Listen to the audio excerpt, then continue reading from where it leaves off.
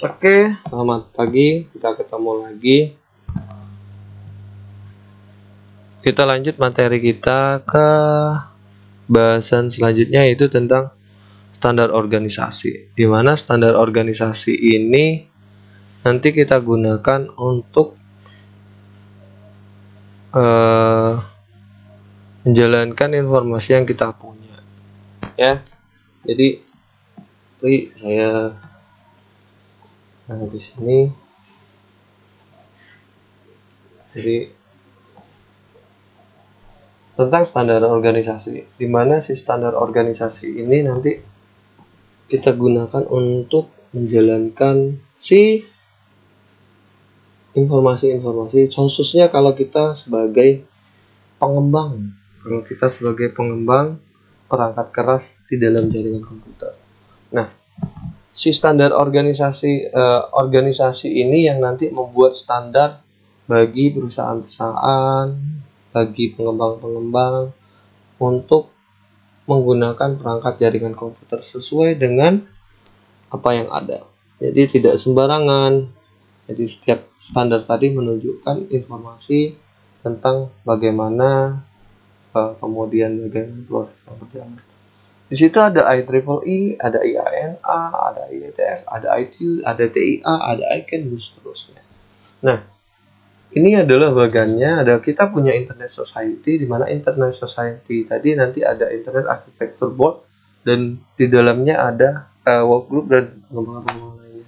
Internet Society itu fungsi utamanya adalah sebagai tempat promosi, di mana pengembangan tadi itu yang dilakukan apa, ya. Kemudian ada Internet Architecture Board, dia yang bertanggung jawab terhadap manajemen dan pengembangan dari standarisasi internet, itu yang ditadati.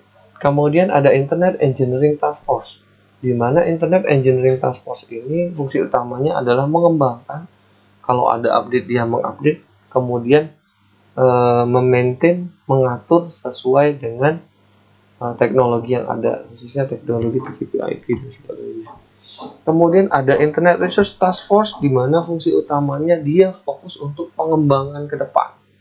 Jadi misalkan teknologi di jaringan komputer ingin mengembangkan jadi apa, dia akan ada di bawah IRTS, ya. Nah, ini Internet Standard, ada IANA, kemudian ICANN itu nanti di dalamnya, di mana IANA ini nanti ada IP address, ada domain name, ada TCP atau UDP port number. Nah, 3 ini yang nanti menjadi tanggung jawab si IANA. Kalau kita komunikasi di dalam jaringan komputer, 3 ini nanti bekerja sama secara bersamaan untuk kita bisa mengirim data dengan benar, ya. Jadi ICANN itu tugas utamanya dia mengumpulkan alokasi IP atau memberikan alokasi IP nanti untuk digunakan di dalam sebuah jaringan komputer besar. Contoh biasanya IP public, karena IP public sekarang dari awal sampai dengan sekarang itu diatur oleh si ICANN, sehingga penggunaan IP publicnya nggak bisa sembarangan. Kemudian domain name system, ya, domain name system atau DNS. Domain name itu diatur oleh si ICANN supaya tidak ada nama yang sama. Jadi nggak mungkin ada nama yang sama. Jadi ketika kita mau pakai, kita disuruh cek dulu ada nggak namanya. Kalau ada, nggak bisa digunakan. Jadi seperti itu. Kemudian ada Internet Assigned Number Authority, tadi ada IANA, di mana si IANA ini dia akan mengatur alokasi alamat. Tadi ICANN mengatur alokasinya. Dia akan berikan alokasi alamatnya kepada IANA, kemudian si IANA yang nanti bertanggung jawab di bawah-bawahnya, dengan bawah-bawahnya. Jadi protokol identifier, kemudian domain name-nya, manajemen domain name-nya, kemudian manajemen dari IP address-nya. Jadi seperti itu. Nah, di dalam tadi standar organisasi yang mengeluarkan standar tadi, contoh IEEE punya kegiatannya sendiri. Jadi dia membuat standar untuk power dan energi, kemudian cara komunikasi dan cara menghubungkannya. Kemudian contoh EIA, cara menghubungkan kabelnya itu seperti apa, konektor yang mau digunakan itu apa, dia atur di dalam sana. Kita nggak bisa sembarang. Contoh kabel UTP ada 8 warna yang berbeda, putih orange, putih hijau, putih biru, dan putih coklat. Itu 8 warna yang berbeda. Kita masangnya itu sudah diatur di dalam EIA-TIA. Ya, sudah diatur di dalam EIA-TIA. Jadi kita pakai konektor apa, jenis konektornya apa namanya, pin nomor 1 itu letaknya di mana, warna yang pertama diletakkan itu di mana. Jadi kalau kita ngikutin aturan yang benar, nanti letakkan warna saja harusnya ikutin yang benar. Jadi EIA-TIA A sama yang B tadi T, ya. Jadi pemasangannya seperti itu. Kemudian ada ITU, International Telecommunication Union, di mana ITU ini dia biasanya ke IPTV protokol. Jadi kayak di rumah kita sekarang kebanyakan menggunakan IPTV. Jadi pakai kabel TV kita pakai jaringan internet, jalur data. Jadi di situ informasinya dibagi antara satu dengan yang lainnya. Jadi IPTV, ya, DSL dan sebagainya digunakan. Nah, ini contoh, nanti kalian coba gunakan di paket tracernya. Paket tracer ada file yang saya sudah bagi. Silakan install paket tracernya, kemudian nanti jalankan paket tracer yang ada di chapter 3. Kemudian kalau sebelumnya ada di chapter 2, silakan dijalankan. Silakan kalian coba-coba mengikuti dengan perintah-perintah yang ada. Jadi ada tas 1 ngapain stepnya, tas 2 ngapain, ikutin saja. Nanti keluar jawabannya, ya. Nanti keluar jawabannya. Itu ya. Jadi seperti itu. Nah, kemudian di dalam si standarisasi nanti untuk pengembangannya ada model referensi. Model referensi ini terbagi menjadi 2. Ada model OSI, kemudian yang kedua adalah model TCP. Untuk model OSI itu terbagi menjadi 7 lapisan. Sedangkan model TCP itu hanya 4 lapisan. Bedanya cuma itu.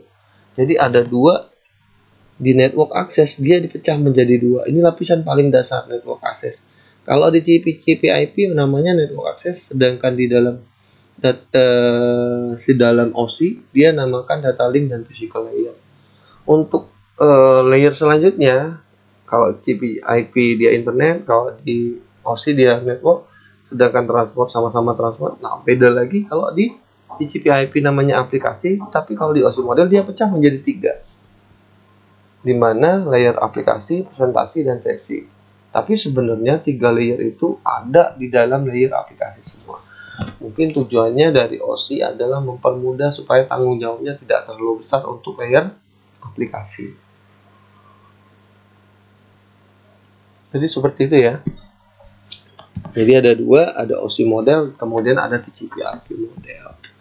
Itu pengembangannya. Nah, ini fungsi-fungsinya dari setiap model tadi. Contoh OSI layer aplikasi kita ngapain, layer presentasi kita ngapain. Kalau di layer aplikasi di situ dijelaskan bahwa setiap protokol yang jalan itu terdiri atas proses-proses komunikasi. Itu di layer aplikasi. Sedangkan di layer presentasi dia akan menunjukkan bagaimana nanti si representasi datanya. Ada perubahan data, nanti ada enkripsi dan sebagainya terjadi juga di layer presentasi. Kemudian kalau di layer sesi dia nanti mengatur bagaimana pertukaran data. Jadi datanya tadi kapan dikirim, kapan diterima oleh si setiap lapisan. Sehingga ditampilkan nantinya. Kemudian ada layer transport, tujuannya kalau sudah transport ngomong dibawa datanya. Jadi datanya kapan dibawa. Di dalamnya ada port sama protokol TCP atau UDP. Kemudian ada network layer. Ya, jadi itu untuk pertukaran data link layer juga pertukaran data, tapi bedanya satunya di jaringan, satunya di media, itu ya. Kemudian ada physical ini juga sudah perangkatnya langsung. Nah, kalau di TCP/IP seperti ini, ada application, transport, internet, sama network access. Dia mulai dari layer paling atas 4, 3, 2, 1. Aplikasi represent data to user, sama kayak tadi ya. Transport membawa data, kemudian internet sama dia akan membawa data sesuai dengan jalur-jalur yang ada di dalam jaringan komputer. Sedangkan network access sesuai dengan perangkatnya. Jadi sama persis, tapi bedanya tadi dipecah oleh si OSI dan TCP/IP. Itu perbedaan dasar antara OSI dan TCP/IP. Saya harap kalian bisa mengerti. Terus untuk penggunaannya bisa dilihat di paket tracer. Silakan dicoba, ada 2 atau 3 paket tracer yang bisa kalian coba nanti di chapter 3. Itu ya. Jadi nanti yang kalian pelajari di chapter 2 atau chapter 3 nanti ada data enkapsulasi. Data enkapsulasi itu sebenarnya bagaimana kita nanti ngebungkus datanya atau menambah datanya dengan data baru. Ya, tujuannya si segmentasi enkapsulasi ini adalah satu, kalau kita segmentasi enkapsulasinya berupa data segmentasi, tujuannya supaya mempercepat pengiriman datanya. Karena di dalam jaringan komputer datanya nanti dipecah jadi data-data kecil. Kemudian meningkatkan efisiensi. Jadi itu yang dilakukan. Itu ketika segmentasi. Kemudian pengurutan. Jadi di sequence. Jadi ketika kita ngirim, tidak mungkin satu data besar itu dikirimkan satu data penuh. Tapi datanya dia akan dikirimkan secara terbagi. Jadi datanya data kecil, nanti dipecah-pecah, data besar tadi dipecah-pecah menjadi data kecil sehingga ada pengurutan. Diurutkan dari data pertama sampai data ke N. Berapa banyak nanti datanya dipecah dari 1 sampai ke sekian, nanti dikumpulin kemudian baru dikirim. Itu namanya proses sequencing. Datanya nanti bergabung dengan data yang lain. Nah, ketika kita ngirim, proses data enkapsulasi disebut dengan PDU, protokol data unit. Di mana protokol data unit ini dari lapisan paling tinggi sampai lapisan paling rendah ada tahapannya. Ini contoh dengan metode dengan lapisan TCP/IP atau lapisan OSI. Jadi di lapisan paling atas aplikasi, kalau di OSI aplikasi, sesi sama presentasi, dia berupa data. Dia dalam bentuk data. Sehingga ketika dienkapsulasi dia nanti jadi berupa data yang dipecah-pecah. Data satu besar dipecah-pecah jadi data kecil. Kemudian masuk ke layer transport, dia akan dirubah menjadi sebuah segmen. Jadi data segmen, di mana segmen tadi akan dienkapsulasi ke dalam tiap data yang ada di layer paling atas tadi. Jadi data 1 ada segmentasinya, data 2 ada segmentasinya. Segmentasinya berupa apa? Berupa transport header. Ya. Nah, kemudian ada paket. Di mana si paket ini nanti akan dienkapsulasi. Tadi ada data sama transport header. Kedua ini akan dienkapsulasi, dibungkus lagi, ditambahkan kepala, namanya network header. Disebut dengan paket di layer network. Ya, disebut dengan paket di layer network. Kemudian masuk ke layer nomor 2 atau layer nomor 1 di dalam TCP/IP. Di layer 2 OSI layer namanya berupa frame. Frame ini ditambahkan frame header. Ya, jadi ada nanti sebelum dikirim dia enkapsulasi dulu, ditambahkan, baru nanti diubah menjadi sebuah bilangan biner. Ya, setelah berubah jadi bilangan biner baru di stream datanya dikirim. Nah, ilustrasinya seperti ini. Jadi data, segmen, paket, frame, dan bit sudah dienkapsulasi semua, dirubah jadi bit, baru dikirim lewat kabel, lewat wireless dan sebagainya. Nah, kalau tadi proses enkapsulasi terjadi ketika kita ngirim, tapi ketika kita menerima prosesnya berbalik. Dia tidak enkapsulasi lagi, namanya de-enkapsulasi. Bedanya antara enkapsulasi tadi dibungkus, kalau ini dilepas setiap bungkusnya dari setiap lapisan yang berbeda.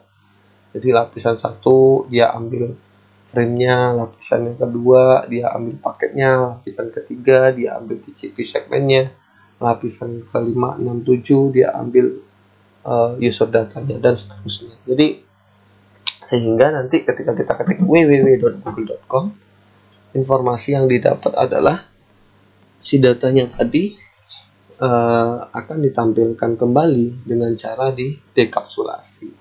Urutannya kebalik. Kalau tadi data, segmen, paket, frame, dan bit, kalau di dekapsulasi kebalikannya. Frame, paket, segmen, data, dan bit, frame, paket, segmen, dan data. Jadi seperti itu urutannya. Itu ya. Selanjutnya adalah cara mengaksesnya atau biasa disebut dengan data akses. ketika cara mengaksesnya setiap lapisan juga beda-beda. Contoh di physical layer, dia sifatnya timing dan sinkronisasi bit. Jadi ketika kita ngirim bit, dia ada timing dan sinkronisasi. Kalau waktunya beda, tidak akan bisa tersampaikan datanya. Kalau di data link, namanya destination and source physical address. Jadi di situ. Kalau di network, destination dan source logical address. Ingat ya? Dia dua-dua alamat, tapi satunya fisik, satunya logik. Sedangkan di transport, destination and source port number. Jadi ketika kita ngirim, nanti ada yang disebut dengan port number yang nanti digunakan untuk pengiriman datanya. Kemudian ada upper layer di mana digunakan untuk encoding datanya. Jadi seperti itu. Jadi terus seperti itu untuk komunikasi antara satu dengan yang lain. Nah, ini ketika kita gunakan untuk komunikasi, setiap lapisan ini terjadi hanya di layer 3 ya. Jadi setiap perangkat ini yang terjadi di layer 3 ada logic address. Logic address itu alamat IP kalau biasa kita tahunya. Jadi ada alamat IP 192.168.1.8 menuju ke 172 ya berapa. Jadi ada source sama destination IP tergantung nanti tujuannya kita kemana. Nah, ketika itu digunakan alamat IP-nya bisa IP version 4 atau IP versionnya ya. Nah, kalau di lapisan nomor 2, kalau tadi kita ketemu dengan IP, kalau lapisan nomor 2 kita ketemu dengan address berupa physical address. Jadi ketemu dengan physical address namanya. Jadi dari physical address tadi kita belajar, kita tahu informasinya berubah satu dengan yang lainnya. Jadi ada destination, ada source. Kalau tadi ada source sama destination, kalau di MAC address ada destination, ada source di dalam setiap datanya tadi. Ini dienkapsulasi, ini dienkapsulasi. Kalian tahu tadi ini frame ya. Kalau tahu tadi ini adalah paket ya, ini adalah paket ya, enkapsulasinya. Jadi seperti itu aturan-aturannya ketika berkomunikasi antara satu titik dengan titik yang lain. Jadi ini contoh, misalkan saya mau ngirim dari 192.168.1.1.0 tujuannya adalah web server, maka ketika mengirim di layer 3-nya, pengirimnya ini tujuannya ini. Akan tetapi kalau di layer 2, pengirimnya ini kalau mau ke sini, lewatnya sini. Maka tujuannya adalah ini dulu. Ketika ini ngirim menuju ke sini, lewat sini, maka yang jadi tujuan adalah 2222, pengirimnya adalah 111, bukan yang AAA lagi, tapi sudah ke 2222. Dan pengirimnya 111. Jadi seperti itu kalau MAC address dia akan berubah-ubah, tapi kalau IP address dia tidak akan berubah ya. Itu ya, itu cara kerjanya apa yang saya jelaskan tadi ya. Jadi yang bekerja ketika kita ngirim data layer 2 dan layer 3, layer 2, layer 3 tergantung perangkatnya juga. Kalau switch dia maksimal kerja di layer 2, kalau router dia bekerja di layer 3 maksimal. Jadi layer 1, layer 2, layer 3, kalau switch layer 1 dan layer 2 saja. Ya, jadi seperti itu cara kerjanya di dalam si data link address, kemudian di dalam kegiatan-kegiatan yang lain. Ini bisa kalian pakai Wireshark kalau mau, tapi kalau tidak mau bisa kalian ambil di file paket tracer yang ada sudah pernah saya bagi di chapter 3. Nanti kita akan dilihatkan inbound sama outbound datanya. Lihat saja inboundnya nanti di layer berapa, nampil datanya, outboundnya di layer berapa. Jadi seperti itu. Sampai sini kegiatan-kegiatan kita bisa kalian pakai modulnya tadi untuk percobaan pelatihan. Sampai sini ada pertanyaan, silakan ditanyakan di dalam grup forum ya. Jadi kalau ada pertanyaan kita ngebahas di sana saja, kita nggak perlu kalian kirim ke WA saya, karena kalau kirim ke WA nanti tidak terrecord ya, tidak terrecord dan kita hanya komunikasi antara kita saja. Maksud saya kalau di forum kita bisa komunikasi antara satu dengan yang lainnya, dan temannya yang tadinya malu-malu atau malu-maluin lah ya, malu-malu atau malu-maluin, dia ikut-ikutan belajarnya. Dan yang harus diingat ketika kita belajar online, minimal kalian harus aktif bertanya ya, kalau nggak aktif bertanya nanti nyusahin kalian sendiri. Oke, sampai sini. Kalau ada pertanyaan seperti yang saya bilang, kita bahas di forum sehingga kalian bisa mengembangkan apa yang saya jelaskan. Dari sini kita ketemu lagi nanti. Semoga kita semua tetap sehat. Saya tidak mau panjang-panjang, nanti bosan nonton videonya. Saya cepatkan saja. Nanti intinya kalian bisa lihat di paket tracernya. Kalian coba, nanti ada step by stepnya. Kalau nggak ngerti nanya. Oke. Assalamualaikum warahmatullahi wabarakatuh. Selamat pagi. Semoga selalu tetap sehat, jaga kesehatan yang jelas.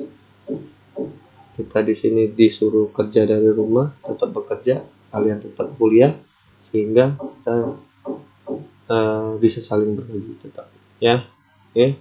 Selamat pagi. Ketemu lagi nanti. Bye bye.